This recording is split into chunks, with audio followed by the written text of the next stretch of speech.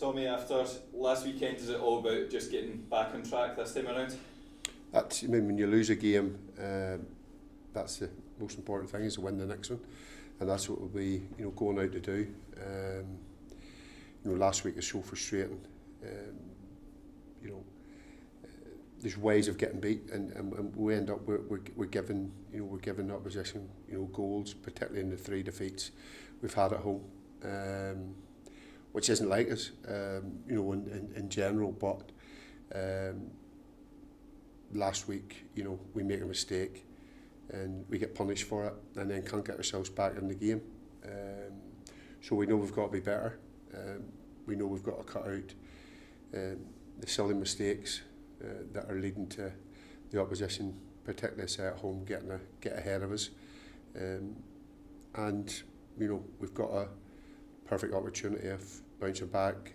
We know Morton extremely well. It'll be the 3rd time we've played them, so there'll be no surprises for the players. And the one thing I will say, so far this season, when we've had a defeat, we have bounced back. And the away form has been very good so far this season. Real determination within the group to keep. Yeah, I mean the away form's been good. Say the 3 defeats have come at home, and if you analyse them, I say we have contributed to that. It's not as if anybody's tore us apart and been miles better than us. So again, we've got to improve that at home, and hopefully, particularly tomorrow, maintain that good away form. And we have to put things in perspective as well. The frustration from last week is that when you hear all the results, we could have opened up a bit of a bigger gap. We're getting a victory, but we're still top of the table. We're still in a really good, healthy position, and but there are areas that we do know we've got to be better. Regardless of whatever result is any given weekend, can you talk us through the kind of process of moving between games? Of when you come in for a fresh week, is it a case of you've analysed the game, you've a brief chat with the players, and then you kind of move towards that target? We're quite fortunate for home games here. Then the players that don't train, don't play, they train after the game. They train hard on Monday. The ones that played do less. In fact, we've got they do some. They do a light recovery session, and we've got yoga in on a Monday for them as well, which is a big help to them. Sundays the staff mostly spent analysing the previous game, preparing, and also getting round to looking for the opposition.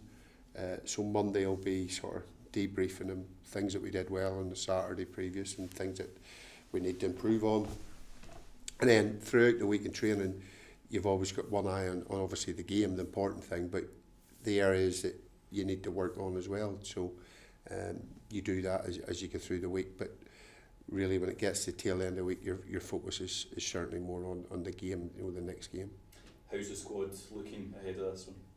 Well, good news is Stokes, he's done his first full training session today, but obviously too early for him. Unfortunately, Brad Lyons last week in the warm-up actually collided with somebody and has broken a small bone in his hand. So it was in a full plaster, but it's been taken off this morning, but he'll miss out, which is unfortunate for him, because he's done really well when he's been called upon. But the good news is, I say, Stokes, he's fully fit, and the rest of the squad are all fit and available for selection.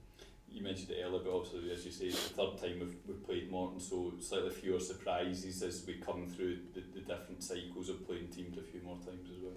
Yeah, and from their point of view, they might maybe be more feel that they're more adapted to deal with us. I say we've dominated the 2 games against Morton, haven't scored a lot of goals against them. And that tells you how difficult the game's going to be. They're quite hard to break down. Strong defensively, good at set plays, have and Ugu and Knowles in particular, could cause you problems up top. They're an experienced side as well, and they're the home side. So we've got to be totally prepared and ready to face a really tough challenge.